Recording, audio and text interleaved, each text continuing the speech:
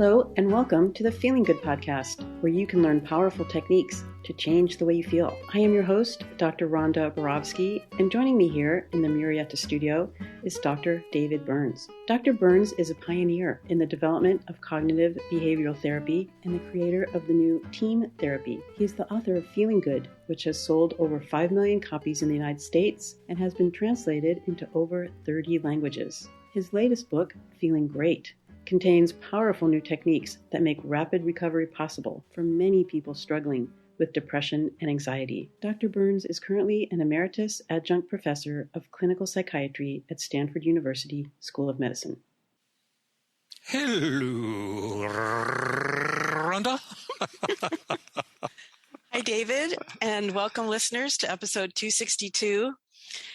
David and Dr. Jill Levitt conducted a psychotherapy workshop on May 16th of 2021, where they conducted personal work with two team therapists.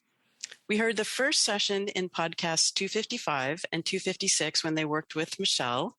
And today and next week, we will have the privilege of hearing the work they did in their afternoon session with Jillian, who is a family medicine physician working in a small Midwest town.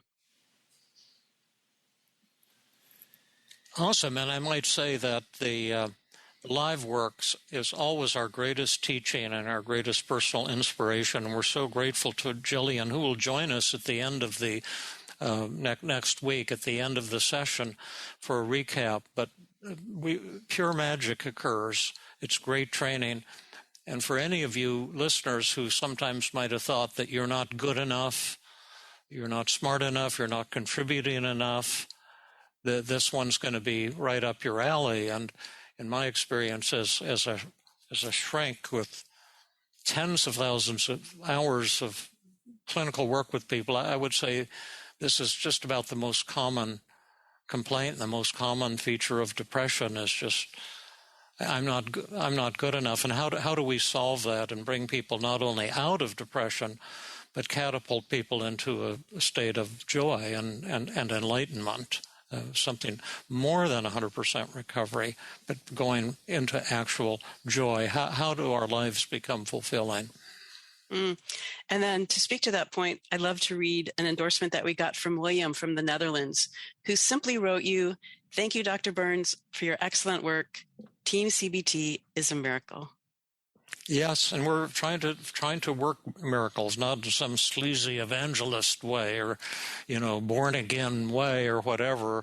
Although I'm not knocking any of that stuff, but I believe that the recovery from depression and the experience of personal enlightenment, particularly when you've been down, is a miracle of types, of sorts, and a pretty mind-blowing one, as you're about to witness. Okay, well, let's hear it. Okay. Hello, Jillian. Thank you. Yeah, thank you for participating. I am excited to be here and as scared as Michelle was. So. Okay. All right. Well, we're not quite as scared. We were at the beginning of the day, but Michelle kind of put us on cloud nine, and we hope we can be as helpful to you. And just to start out on the testing, to dive right in, I'll just briefly go over your daily mood log to give them a context. And you'll see that the event was Sunday night, trying to get supper made. You're a physician. A patient texted you about CBD oil is that good for pain? You felt you were tearful and you felt alone, wishing you weren't a doctor and dreading the rest of the evening and work the following week. And then you had a variety of emotions, all of these feelings at a high level. And you mentioned that you were alone. Oh, you were alone, but you weren't feeling alone. Right. No, I was in the kitchen alone. Not that I was feeling alone. Sure. And you were telling yourself, so the testing part is that you had many emotions in many different dimensions, and all of them were between very high to extraordinarily high. The anger and the hopelessness being at the 100 level, and the inferior, inadequate, incompetent at the 95 level, and all the others really high too. And you were saying I should love my job and be grateful for it was 100% belief. I'll never like what I do was 90. If I shut off the phone after hours, patients will leave me. That's 100. I'm such a wimp for leaving my last practice, and I should love what I do now. That was 100%. Nothing I do makes a difference. That's 90%. I won't know how to do something, and then my patient will think I'm an idiot. That's 100. I have to be cool, liked, and accepted. That's 100. And I don't know if I made the right career choice if I feel like this, and that was 80. So that gives you all a kind of a little feel for what you're struggling with, Jillian. And then on the brief mood survey, the one we'll do at the beginning and end of every session, your depression score is 7, which is, a mild depression, but sure enough to take the joy out of life. And your happiness score looks like something like maybe 10 out of 40, if I'm reading this correctly, or 15 maybe out of 40. Not much happiness, really. No suicidal urges. Anxiety was 7, which is mild, significant anxiety, and the anger is 12. And then finally, the relationship satisfaction with Mark is 23 out of 30, which is not the highest in marital or relationship satisfaction. A 30 would be super high. Real low scores, we see a lot of them in the 0 to 5 range. People just horrible relationships. But 23 is maybe needs a little tune-up or something like that. And with that, I will shut up, and you can tell us about yourself, Jillian, and what's going on, and we'll see if we can empathize. So I have benefited a lot from bibliotherapy through Feeling Good and what have you. And I actually did Mike's 12-week class last September through December. And I have set up my practice, even as a family physician, I've set it up in a way where I have basically unlimited time with my patients. And so I was like, okay, I want to learn CBT. And as I was learning it, I was benefiting greatly. And I remember sitting through one of these Sunday lectures or workshops and getting to the point of like, well, what is enough? Trying to define terms, and what is worthwhile, and trying to find terms. And even reached out and had an FGI teletherapist for a while, because I just felt like I was getting somewhere, but that's something I was kind of butting up against, and not really feeling that I was ever not melancholy, that I was just like, ugh. And I would say that as I look at my job and what I do, I just feel a lot of that I keep striving for things. So like for a physician, so I did 4 years of undergrad, 4 years of medical school, 3 years of residency, a fellowship in obstetrics. I then did lifestyle medicine certification. I've done international lactation certification. Now I've done CBT. I'm a step 1. I've done enough hours for that. And now I'm in a 3-year pastor program. And I feel like none of this actually matters. And so I feel like the joy in my life, like I have a great husband and I have a great family. And in fact, my practice in terms of what I've set up and the way that I manage my practice is to have a small subset of patients, basically concierge medicine, where I don't necessarily run 27 people through clinic in a day. I see 3 or 5. So I have a great income. I have a great practice, and I still dislike most of it. And I still dislike most of it. Like, oh, okay. I would like to go run off to a tropical island by myself and be left alone. Well, we could make this a very short live demo. Sounds like a good idea. It would be, and then I would get lonely. So I don't know that it would fix the problem. Well, we'll do the demo then. Okay. Did you want me to respond, David, or did you Sure, yeah, go ahead. Okay. Well, hi, Jillian. It's nice to meet you.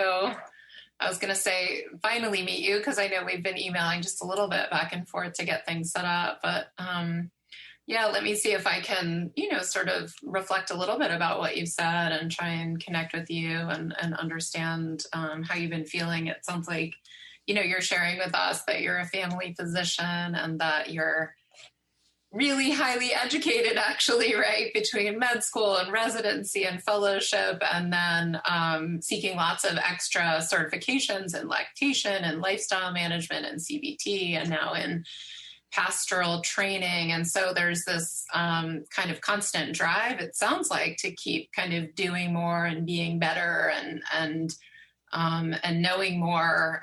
But it sounds like at some point you're still, feeling really kind of unsatisfied with that. Like you feel like you've set up your life to have this sort of beautiful and lucrative and like person-centered practice, right? Which would have all of the elements that you would think you would need to feel happy, but you're still finding like you're disliking it. And I think I'm understanding, but I'd love to hear more from you. I think I'm understanding that you're saying it's because you're still not feeling like enough. Because you're like, what is it that you're not liking about your practice? At least I'm understanding so far, you're saying you're asking yourself, what is enough? And is this enough? And do I know enough? And it sounds like feeling really kind of self-critical and hard on yourself and feeling like you're not enough. But I'm not sure, tell us more. I'd love to understand more about like that pain and distress. And so when I think about it, I think about am I having a big enough impact or a big enough change in people? And so kind of feeling like there's some part of me that wants to save people. And when I look at like all the training I've done, and then I think there's a second component, but family practice, general practitioner, like I'm going to take care of everybody and I'm going to help them, hopefully stay well. And then like lactation medicine, like let's get babies breastfeeding from the beginning so they have the best start. And let's do lifestyle medicine and convince people to eat better and sleep better.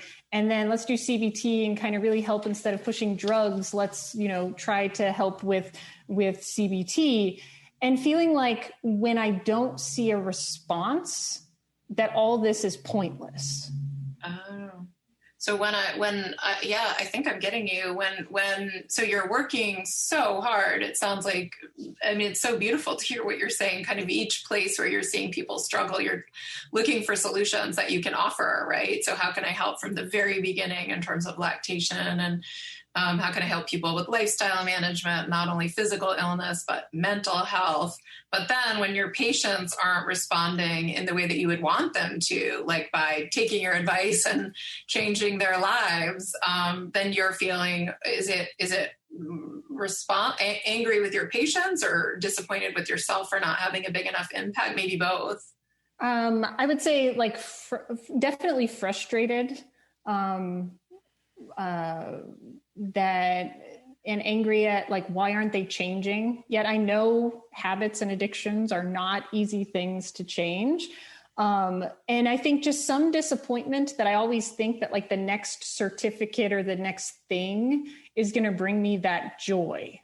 And and I've come to the point of like, it's not working, but yet like a couple months ago, I signed up for a 3-year pastor program. Like, okay, let's just ditch medicine. Let's throw it out the window and let's try a whole nother way of helping people.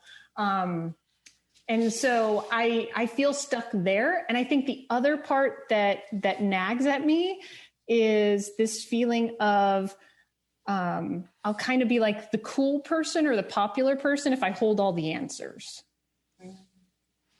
Okay, so if I'm adding a couple thoughts to your daily mood log. You're going to need a whole notebook, David. Yeah, I'm sure. Well, I've got a whole ream of paper here. But number 9, and you can add this too, it's things you've kind of said already on the daily mood log, but I'm not having a big enough impact. And what's the belief in that one? 100%. And then I'm not helping people is number 10, or I'm not helping people enough. And what's the belief in that one? 100. 100. And then there was one I think I missed. Oh yeah, it was that this, you reworded that being, I have to be cool, liked, and accepted. I have to know all the answers to be cool, liked, and accepted. Was that what it was? Mm-hmm. Yeah. And I have to know all the answers to be cool, and then how much do you believe that? 95. 95. And then what does it mean to know all the answers? Now, this isn't a trick question, just on a simple level. Yeah. So feeling that when people come to me and they have a problem, that I know how to fix it. Okay. So I'm gonna start a second daily mood log. I'll just add this number 12 is I should know how to fix people who come to me with a problem.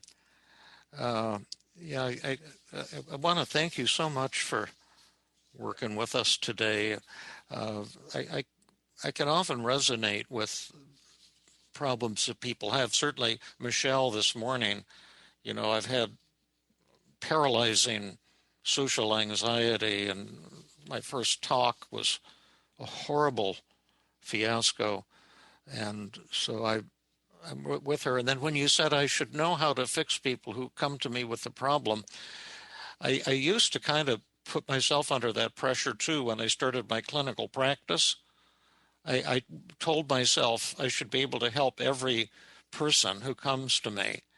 And I was just setting up my practice, and Beck was just getting started with his Center for Cognitive Therapy, and they started sending me all of these referrals of really difficult patients.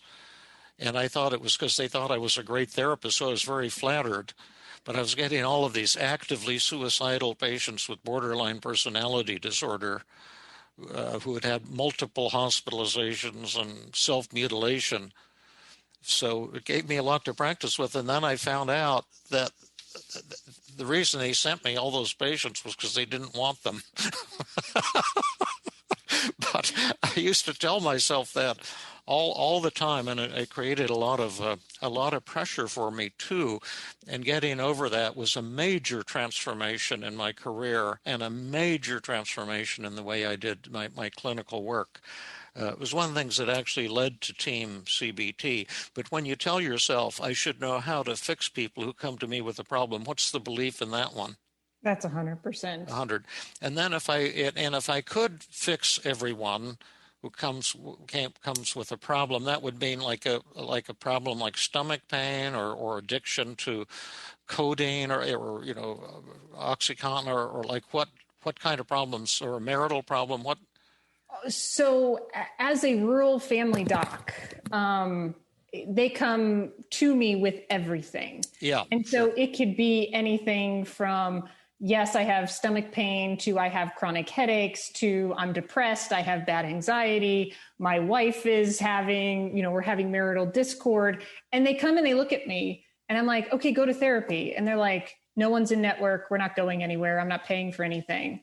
And some of my patients, I even have like, can you front me $1 for the prescription until payday on Thursday? Oh, so yeah. Wow. It's feeling like I'm in this position of being the savior for people. And I think that's what makes my job so unfun when it doesn't have to be, because I feel like I am competent in what I've learned and done, and could really enjoy this if I could get rid of that. I have to be able to fix everybody. Right. Yeah. And I heard two things actually that contribute to that stress and pressure. One is the pressure you put on yourself. The other is the pressure you put on your patients, right? So I should be able to fix everyone with every problem. And man, you see a lot of variety of problems, but also they should listen to me and do what I say. Definitely. You said that too, right? When they don't do what I say and take my awesome advice, I'm kind of pissed off and frustrated and hopeless. So I should fix everyone's problems, and my patients, they should all do everything I say and fix their problems too, right? Yes, ma'am, I will do what you tell me. Right? Yeah, I mean, yes, that is the expectation. Yes. Yeah, cool. But, I mean, David, we relate to that too, right? Of course, Yeah. we struggle with that as therapists all the time. And that's a lot of, again, what the team model is about, this learning to sit with open hands when people don't want your advice or want to do what you say, which is such a challenge. So I just mean that I can. That's what gave birth to the team model, Jill, as you know. Yeah. Solving that problem. And Right. what a fantastic solution it's been. One couple questions. I'm going to use a methods technique. I promised Jill that I would jump out of order to make for better teaching and then I'll pull my hair out. But during the empathy phase of a session, you can do what's called the downward arrow technique. It's usually a method, but it's kind of an exploring thing. And I'm wondering, and thank you again so much, Jillian, for bringing this to us in your heart. And it's really, I'm so grateful. And so admiring of what you're doing with your career, and we'll come to all of that in a little bit. But if you don't know how to fix everyone, if I don't know how to fix everyone who comes to me with a problem, what would that mean to me? Why would that be upsetting to me? I think I fear that the patients would leave me. Okay, then let's put that down underneath that thought. Then if I don't, people or patients will leave me. And then let's just say I'm from Mars and I don't know what it's like here on the surface of the Earth, and I'm trying to figure it out. And so then, is that bad then if patients were to leave you? What would that mean to you? Why would that be upsetting? Like if one leaves you, or seven, or all of them, or what is it that you're afraid of? So I think that that if they leave me, that like my practice will deteriorate. Put that down. Then my practice will deteriorate. And you could, for the audience, you'd be writing this down just on a separate piece of paper. This is just the downward arrow technique, which is not a change method, just a method to get more information and kind of figure out what's beneath the thought. So if I don't fix everyone, then patients will leave me. And then if my patients will leave me, you draw an arrow, my practice will deteriorate. Right? And David's and you can see these these arrows here, and how I'm drawing. And you should do this too if you're really interested in learning this technique. It's a great technique. And then if your practice deteriorates, now this seems stupid, but remember on Mars we don't understand much. Is that bad if the practice deteriorates? Yeah, because then they'll think I'm a failure. Okay, put that down. Then they'll think I'm a failure, and then put an arrow under that. And then is again, I don't mean to be stupid, but is that bad? How many people would think that you're a failure then? Like 3 people, or 45, or 1 person, or everybody, or? I feel like the whole town would. Oh, the whole town. Okay. Yep. Put that down. The whole town will think I'm a failure. And then would that be bad if the whole town, I guess all the men, women, and children, elderly people in the town would all think I'm a failure. And then what? What? I mean, that doesn't sound like much fun, but why would that be upsetting to you? I think because then I feel like I'm a loser then. Like, okay, put that down. Yeah. then I'm a loser. And then again, this will sound ridiculous, and I should probably shut up, but you're doing a great job on this. And then if I'm a loser, then what? Is that bad to be a loser in a small town, or what happens then? I think I see it that I don't mean anything to anybody. Okay, yeah, then that means I don't mean anything. Is that emotional to you, or? Yeah.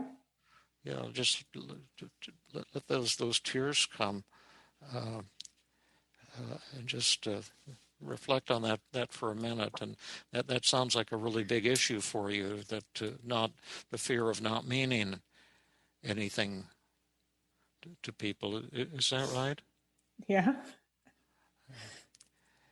And then if I don't mean anything to anybody, then what? Like, I guess what's the point of all this?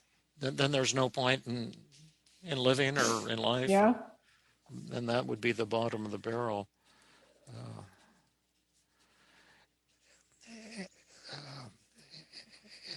Just let those tears flow, and just for the audience, for the people, the colleagues that are with us, one of the ideas of a downward arrow is not only to get a deeper understanding of what is upsetting to the patient, but also to pinpoint what probably most of you are familiar with are self-defeating beliefs, the beliefs under the surface that are kind of driving the system, so that when you're working with the person, the goal is not just to make them feel better today, which we definitely want to do, but to change that belief under the surface, to kind of change the person's value system. It just sounds really painful, Jillian, kind of, and you're sharing with us the pressure that you feel really to save all of your patients, which, again, I think we both really relate to and connect with and admire this drive to keep learning so that you can keep, saving people. And at the same time, when you look at this downward arrow, I'm seeing that it's a lot of pressure, because what's underneath the need to save people is that, you've kind of determined, like, there's no point in living if you can't save people, right? Like if we look, the top is connected to the bottom, right? And so it's like, if I can't fix everyone, then people will leave me and my practice will deteriorate. People will think that I'm a failure and I'll be a loser. If I don't save everyone, then I won't mean anything to anyone. And then there would be no point in living. And so you've put a tremendous amount of pressure on yourself to save everyone. I just wonder what that's like for you to sort of notice that, or maybe you're totally aware of that. It's just exhausting. Yeah. I think that's the thing that when I come to realize, like, any one of the things I have worked towards is like one job. Mm-hmm. But because I never feel like that I've ever satisfied this faulty belief, that I just keep moving from thing to thing. Right. Yeah. So it's exhausting, the pressure that you put on yourself, right? And you keep moving from thing to thing because you're chasing that, like, certainty that once I have all of this under my belt, I'll be able to save everyone and then I'll be kind of worthwhile. Yeah. And so,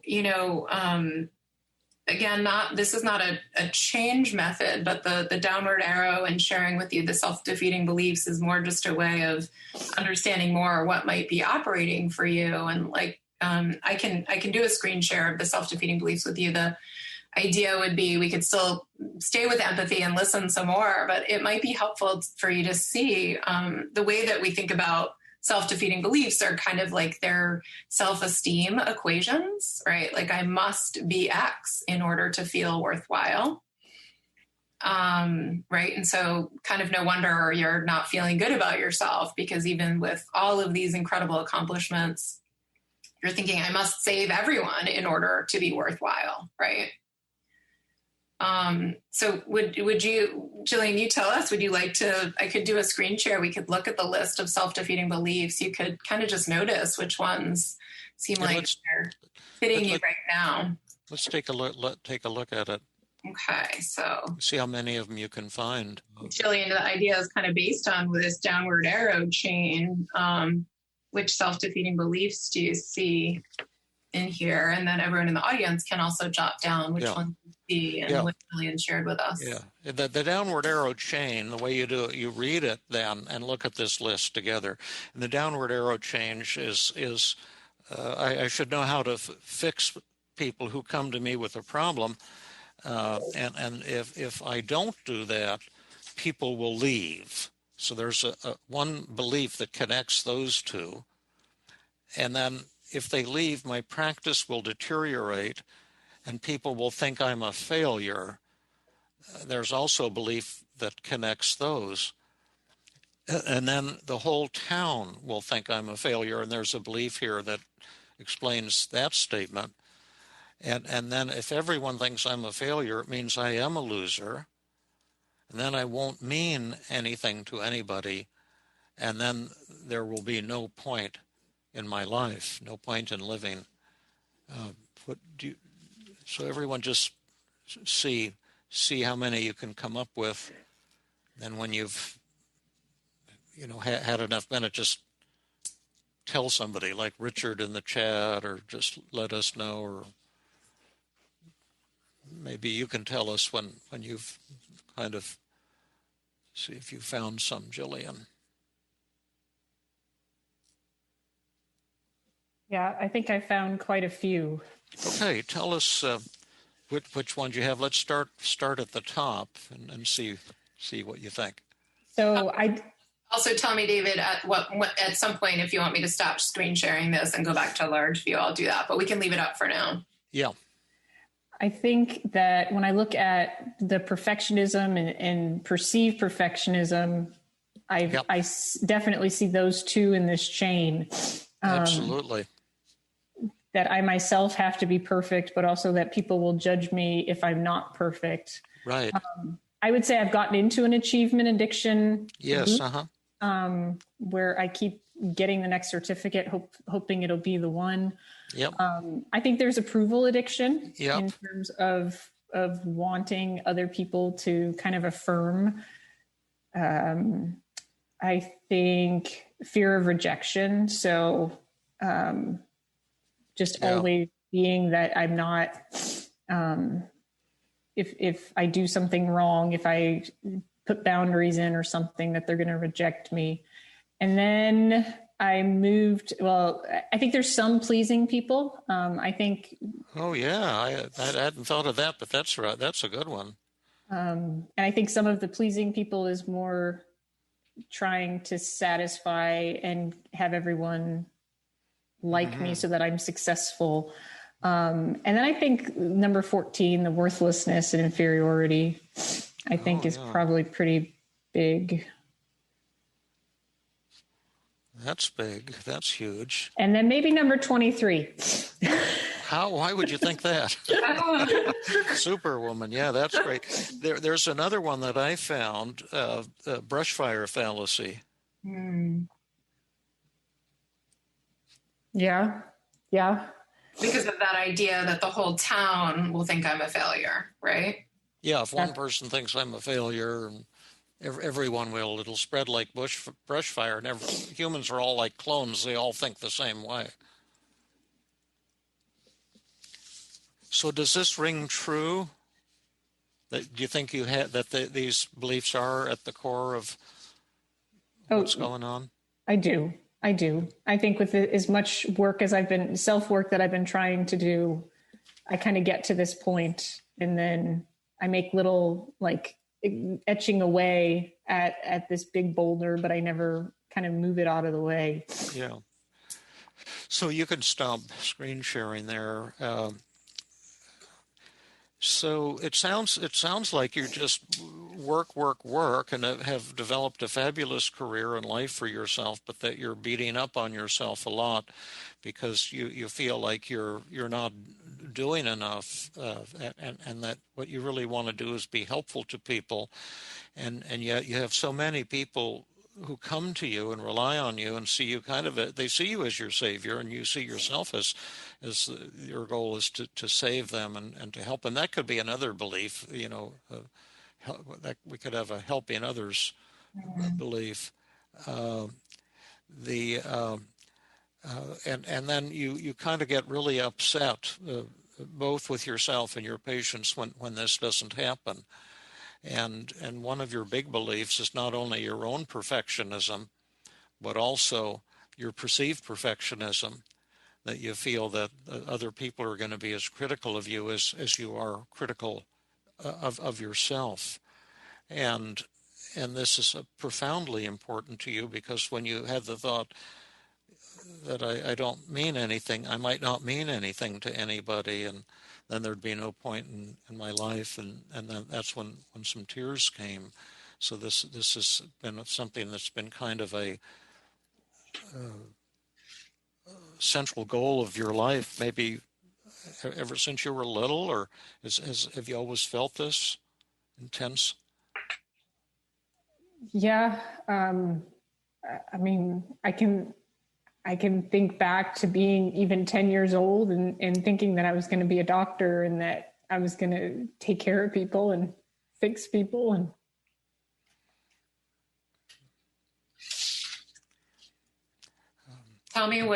tell us what's coming up for you when you have tears around sharing that's always been your goal, to be a doctor, to take care of people and fix people.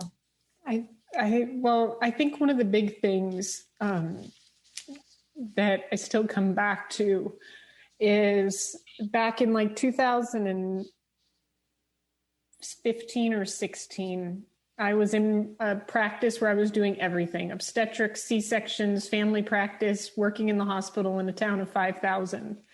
And I was on 72 hours of call, and I had been up 60 hours, and I started hallucinating, and I finally got time to go to bed, and I couldn't. I was still on for like another 12 hours, but finally the pager had stopped going off. And my husband was obviously upset because I was asking him random things that made no sense. And he realized I was still responsible for patients for the next 12 hours. So he called the office administrator and got me taken off of call. And I actually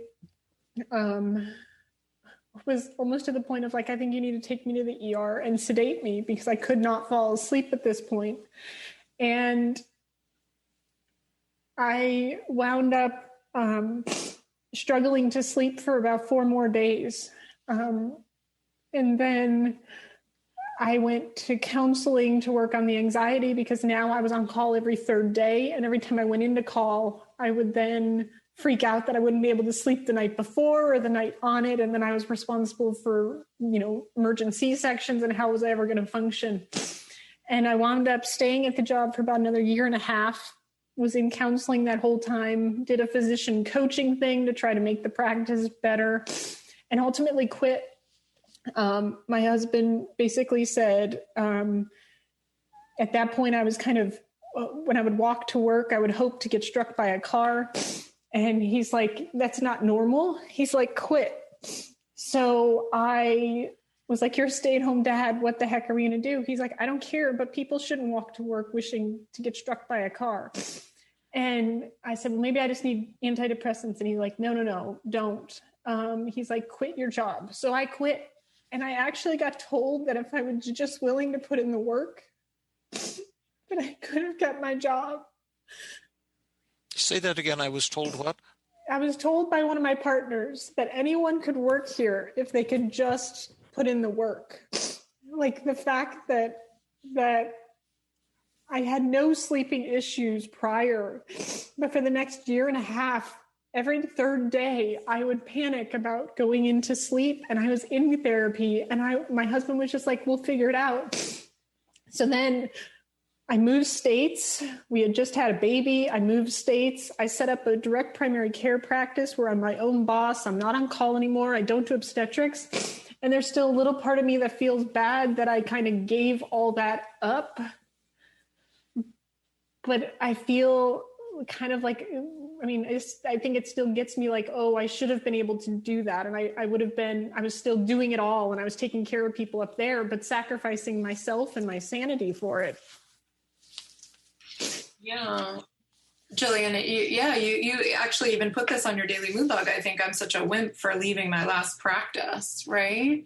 And that's kind of, I think that's the moral of the story that you're telling us now, is that you still hold this with you, that you had this other practice that sounds incredibly stressful. And I can't imagine being on call for 72 hours and awake for 60 hours, but you're saying it was really disruptive to your ability to sleep at points, which then led you to have anxiety about sleeping anytime that you were on call. And it just sounds like it really, really, that whole sort of cycle of being on call, not being able to sleep, being afraid of not being able to sleep, then you said impacted you to the point that you didn't even want to live. Like you just thought, oh, it'd be better if I just got struck by a car. And you're saying your husband has been, it sounds like he is your biggest, or a wonderful support and ally, and kind of has this clarity of saying, hey, this is not good for you.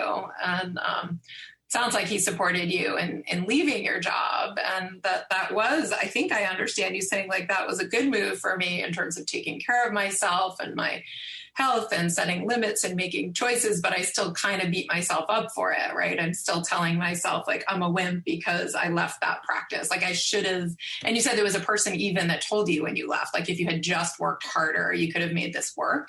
Mm-hmm. So that's kind of this thought you have. If I just work harder, I can save everyone, I can fix everyone, I can step up. Yeah. Yeah.